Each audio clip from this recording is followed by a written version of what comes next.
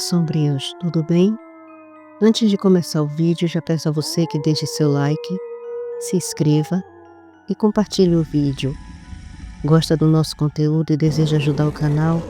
Clica no botão de valeu e contribua com o que seu coração desejar ou seja membro. Faça parte do clube de canais, acesse o link na descrição do vídeo e veja qual categoria é mais confortável para você e faça sua inscrição. Também não esqueçam de hypar o vídeo, porque isso ajuda no engajamento.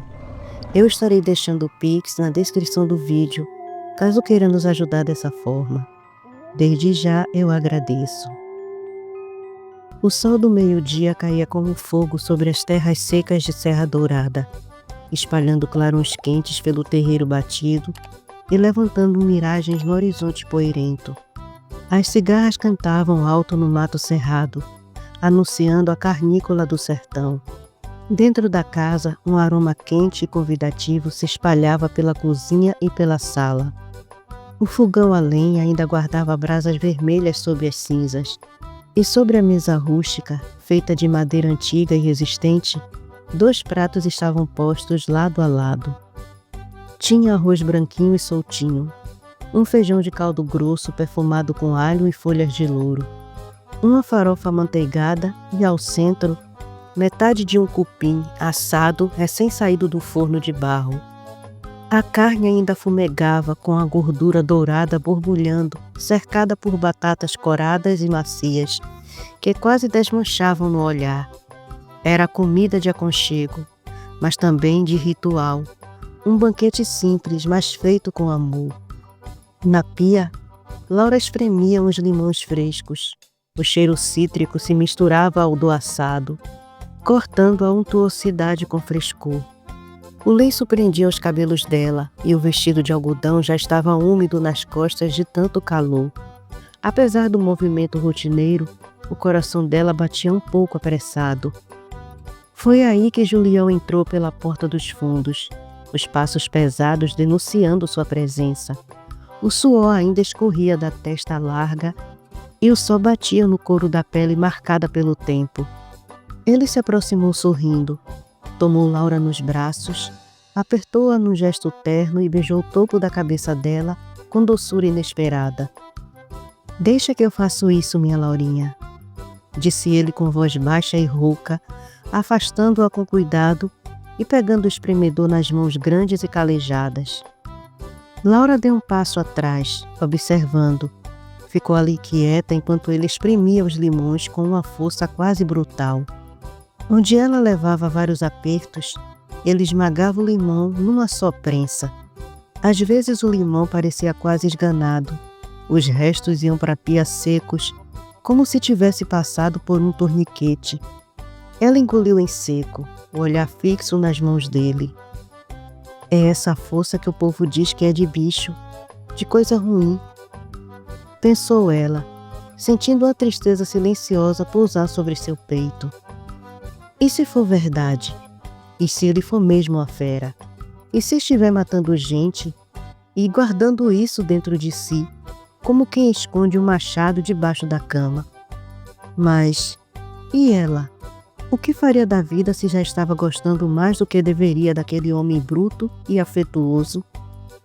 Julião, mesmo de costas, percebia o silêncio diferente. Virou o rosto de lado e, com olhos escuros semicerrados, perguntou com jeito calmo: "Alguma coisa tá lhe amolando, minha Laurinha? Não era assim que vós me sequeria os limão?" Laura puxou um sorriso frágil, disfarçando o turbilhão por dentro. Se aproximou, segurou o braço dele com carinho e respondeu: "É só umas bestagem minha. Não se aveste não. Tá perfeito o que tá fazendo." Ele assentiu com um meio sorriso sem soltar palavras e voltou ao trabalho. Quando terminou de espremer os limões, ela pegou o caldo, completou com água gelada e acrescentou uma colherada generosa de mel e umas pedras de gelo. O suco ficou com um tom dourado e espumante, refrescante como um abraço no verão. Enquanto isso, na cidade, Dona Severina enfrentava o próprio inferno. Foi até uma das latas de gás onde guardava as carnes que havia temperado e aferventado com esmero. Ia tirar um pedaço para fazer seu almoço, mas quando destampou, o bafo que saiu dali cheirava a defunto. Ela regalou os olhos, levou o pano de prato à boca e fez o sinal da cruz. Cruz incrédulo, meu Deus! O cheiro da carne podre invadiu a cozinha, espalhando-se pelos cômodos, saiu pelas janelas como se tivesse vida. As carnes estavam todas pretas e inchadas, cheias de gosma escura, um verdadeiro horror. Diacho! O que foi que aconteceu com essas carnes, meu pai? Fiz tudo igualzinho como sempre faço. Enquanto jogava os pedaços no balde para enterrar depois, o futum tomou conta da vizinhança. Dona Cida, a lavadeira que morava ao lado, gritou da janela com um pano no nariz. Mulher, foi tu que morreste ou o quê? Que fedor dos infernos é esse? Entra, Cida. Quero que tu veja o acontecido. Cida entrou tampando o rosto com a beirada do vestido e já se benzia de antemão. Quando chegou perto das latas, deu 2 passos para trás. Valha-me Nossa Senhora! Mulher, que cheiro de morto da moléstia! Dona Severina, nervosa, apontava para os restos. Ah, pois, fiz tudo como sempre. Limpei as carnes, temperei, aferventei, guardei com o caldo na lata de gás como fiz a vida toda, desde que o pai de Laurinha ainda era vivo. Nunca que me aconteceu uma coisa dessa, Cida. A lavadeira pálida olhava aquilo com olhos arregalados. Sentia um calafrio subir pela espinha e as palavras lhe escaparam da boca como um bicho solto. O que é que vosmecê queria, mulher? Vai casar tua filha virgem com o tinhoso. As coisas só podiam te dar errado mesmo.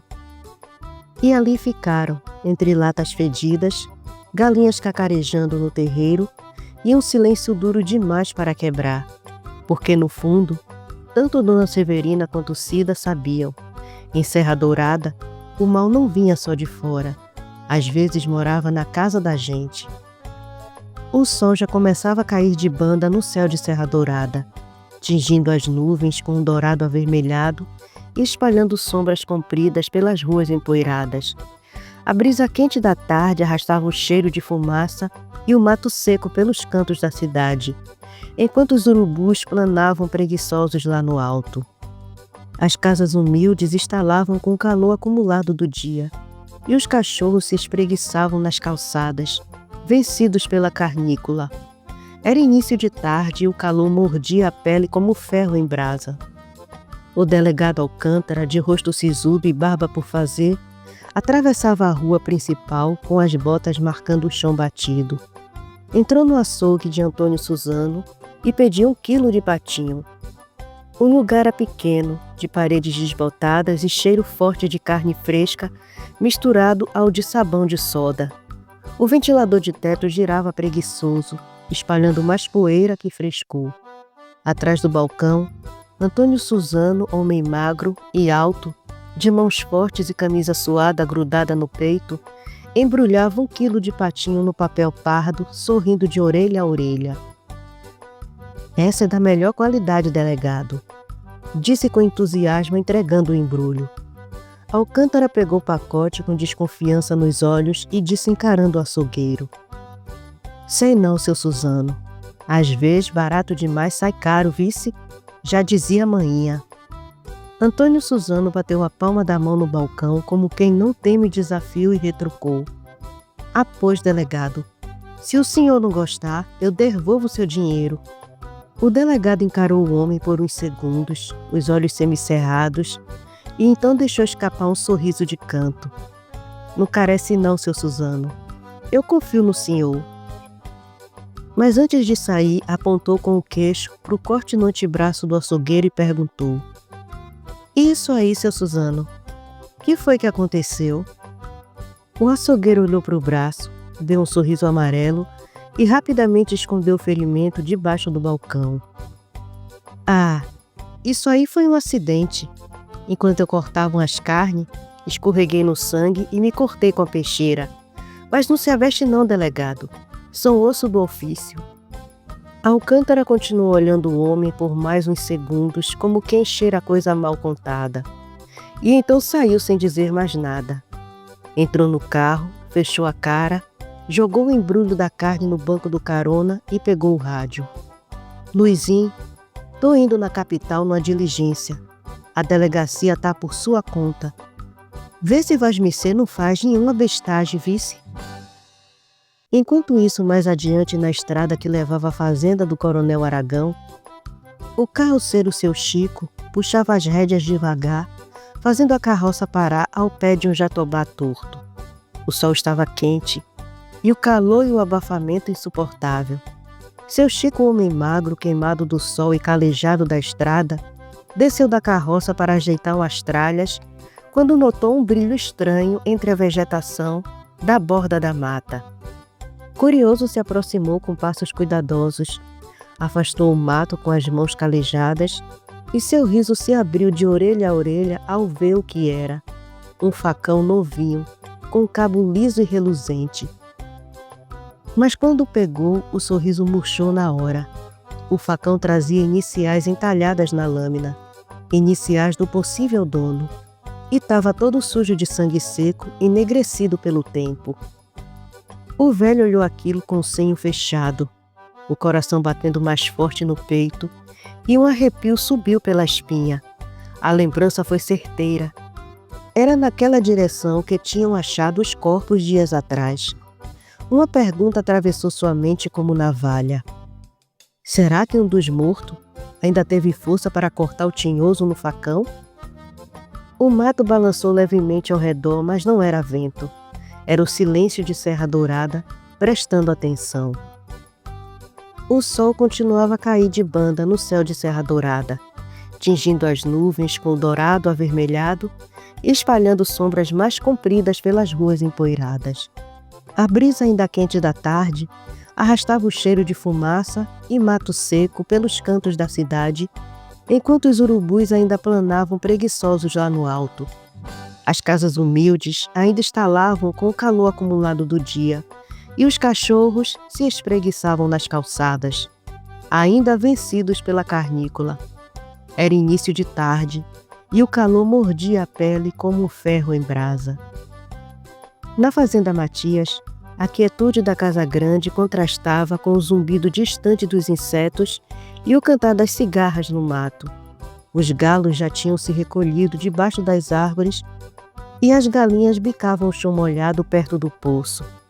Dentro de casa um silêncio suave pairava, interrompido apenas pelo estalo da madeira aquecida e o chiado baixo de uma chaleira no fogão a lenha. Depois do almoço, Julião, com o rosto sério e os dedos suados, segurou a mão de Laura com firmeza e carinho. Precisamos conversar, minha Laurinha. Laura olhou para ele com um aperto no peito, os olhos atentos, cheios de incerteza. Julião, sentindo o coração apertado no peito como se tivesse uma pedra dentro, apertou mais a mão dela e falou com calma, cada palavra medindo o peso do mundo. Eu gosto por demais de Vasmicê, Laurinha. Sonho com nós dois dormindo e acordando juntinho aqui nessa casa. Consigo ver nós dois velhinhos de cacetinho na mão, mas ainda assim junto.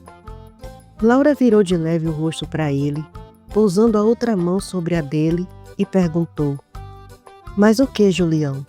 O que Vasmicê quer me dizer com esse arrodeio todo? Ele baixou os olhos, sabendo que aquele momento podia ser o fim de tudo, mas precisava ser sincero. Sabia que ela tinha suas dúvidas, e se ela fosse a boa moça que sua mãe havia falado, a condição dele não seria empecilho. Tinha medo, mas sabia que esconder mais seria covardia. Inspirou fundo e soltou tudo de uma vez. Sabe, minha Laurinha, esse falatório do povo, que fala que sou maldito por ter nascido o 7º filho depois de 6 meninas, é verdade. Eu viro fera nas noites de lua cheia. Laura estremeceu.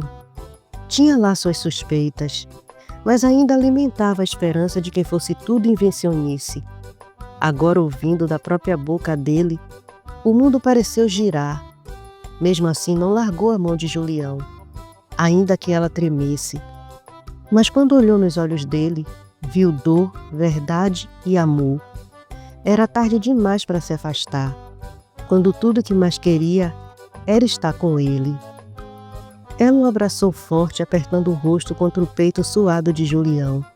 Ele retribuiu com um suspiro aliviado, como quem tira um fardo pesado das costas e o deixa cair no chão. Ficaram assim por algum tempo que parecia eterno, até Laura se afastar com o rosto molhado de lágrimas. Nós não vamos casar na igreja, né? Vosmecê não pode pisar em terra santa. Julião segurou o rosto dela com as duas mãos calejadas, limpando as lágrimas com os polegares. Sinto muito, minha Laurinha, mas nós pode casar no cartório e fazer uma festa aqui na fazenda. Vosmecê vai estar vestida de noiva e eu numa beca arrumada. Se quiser, até mando trazer o padre para abençoar nossa união. Vosmecê pode chamar quem quiser. Eu não me importo, desde que você esteja feliz.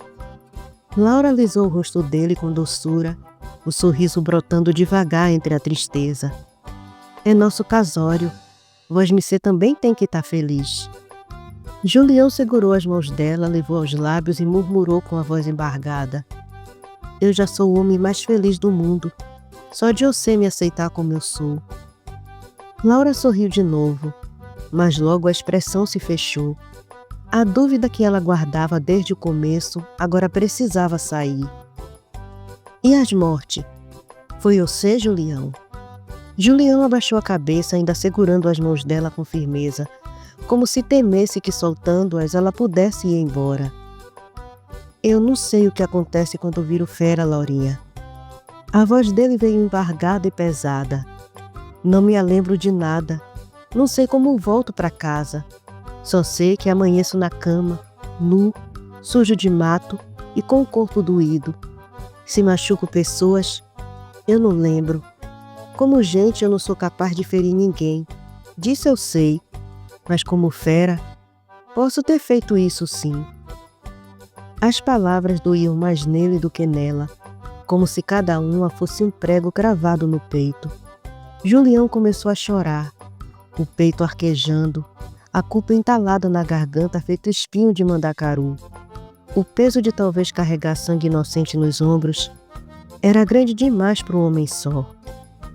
Laura, com os olhos marejados, se compadeceu dele, passou os braços ao redor do pescoço dele e o apertou forte, deixando que ele botasse tudo para fora. Suas mãos alisavam as costas largas dele num gesto de consolo e força. Vosmecê aguentou esse fardo sozinho esse tempo todo. Ela disse baixinho, a voz embargada pela emoção. Mas não precisa mais ser assim, Julião. Eu tô aqui. Se vamos casar, vamos dividir também os fardos. Ele a abraçou mais forte ainda, as palavras da mãe ecoando como sussurros dentro da cabeça dele. Deus há de botar alguma moça no seu caminho, meu filho. Uma que, como eu e suas irmãs, veja o homem bom que Vosmecê é, e não só a fera que corre seu fado nas noites de lua cheia. O céu lá fora já tingia de laranja as telhas da fazenda Matias. Um silêncio respeitoso se espalhava pelo entorno da casa, quebrado só pelos sons do mato e o canto insistente de um galo retardatório. Naquele mesmo final de tarde, o delegado Alcântara voltava da capital, a poeira da estrada ainda grudada no para-brisa da caminhonete. Quando entrou na cidade, avistou ao longe o veículo de Julião estacionando em frente à casa de Laura. Os olhos treinados do delegado notaram algo de imediato. O braço de Julião estava com um curativo. Não era grosseiro como o do açougueiro Suzano. Era limpo e bem cuidado, mas era no mesmo lugar. O delegado franziu o senho, o pensamento martelando rápido. Um corte no mesmo braço. Os dois. Não é coincidência demais? Coçou o queixo pensativo, ainda dentro do carro. Tentou montar um cenário. Um cabra atacado por uma fera reage com um facão, acerta o bicho no braço. Se a fera for um homem enfeitiçado, amaldiçoado, o ferimento ia permanecer. Julião, se fosse mesmo ele, teria um corte justo ali. Resolveu encarar, mesmo apreensivo. Sabia que Julião era bruto, arredio. Já tinha até sido enxotado da fazenda dele uma vez, quando deu ouvidos ao falatório do povo. Mas a obrigação de delegado falava mais alto. Desceu do carro ajeitando o chapéu na cabeça e foi na direção do casal. Laura segurava um embrulho grande e cheiroso, embrulhado com esmero. O aroma da carne fresca escapava por ondas discretas. O delegado sorriu com naturalidade e saudou. Boa noite, Laurinha. Boa noite, Matias. Laura retribuiu o sorriso educada. Boa noite, delegado. Julião só inclinou o queixo num gesto seco e senho franzido. Tinha um desconforto no jeito que o delegado olhava que o deixava inquieto. A presença dele ali já era o bastante para acender o alerta em Julião. O delegado apontou com o queixo para o embrulho. Essa carne tá com um cheiro bom que só, como há tempo no cinto. Laura respondeu gentil, mas firme. O Julião separou um corte generoso de cupim para modar a manhã. Julião passou o braço ao redor dos ombros dela, protetor. Seus olhos cravaram nos do delegado e a voz saiu grave, quase rosnando. E como é que Vosmecê sentiu o cheiro? Ficou a tarde inteira na geladeira. Tá embrulhado em 2 sacos. Que diacho de faro é esse? O delegado ficou em silêncio por uns instantes, a tensão pairando como faca no ar. Os dois se encararam como 2 bois valentes no curral. O calor da tarde parecia mais denso ali naquele pedaço da estrada, onde a dúvida, o medo e a suspeita se entrelaçavam no ar. O céu já se vestia de azul escuro por cima das telhas vermelhas de Serra Dourada. E as primeiras estrelas começavam a piscar por entre os fiapos de nuvens que restavam. A lua, ainda minguada, espiava tímida atrás das serras ao longe. A brisa da noite chegava mais fresca, soprando poeira fina pelas estradinhas de terra, fazendo os lampiões nas varandas lançarem uma luz trêmula nos batentes. Os grilos tomavam conta da cantoria no mato, e os cães latiam ao longe, respondendo uns aos outros como se compartilhassem segredos que o povo não podia saber. O cheiro da noite era de terra quente, fumaça de lenha e carne recém-cortada. Era como se Serra Dourada respirasse fundo, antes de mergulhar na escuridão. Na frente da casa de Laura, a tensão crescia como um fio de arame prestes a romper. O delegado Alcântara deu um suspiro comprido, passando a mão pelo bigode, tentando manter a calma. Sabia que Julião era desconfiado, e qualquer palavra atravessada poderia virar confusão. Resolveu ir direto ao ponto antes que o clima esquentasse mais do que devia. E esse corte no braço, Matias? Como é que aconteceu? Julião baixou a cabeça e deu um riso torto, cínico, com desdém nos olhos.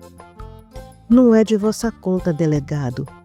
Não me diga que já está de novo indo atrás da conversa desse povo fofoqueiro. O delegado cruzou os braços firme e respondeu num tom mais sério. Ninguém encheu minhas orelhas não, Matias. Mas eu a reparei que Vosmecê e o Suzano estão com o corte no mesmo lugar. E mais, o Luizinho me disse que seu Chico, o carroceiro, levou para ele o facão que achou jogado na estrada que leva para a fazenda de seu Aragão, onde os corpos foram achados. A menção da estrada e ao facão acendeu Julião por dentro como brasa atiçada.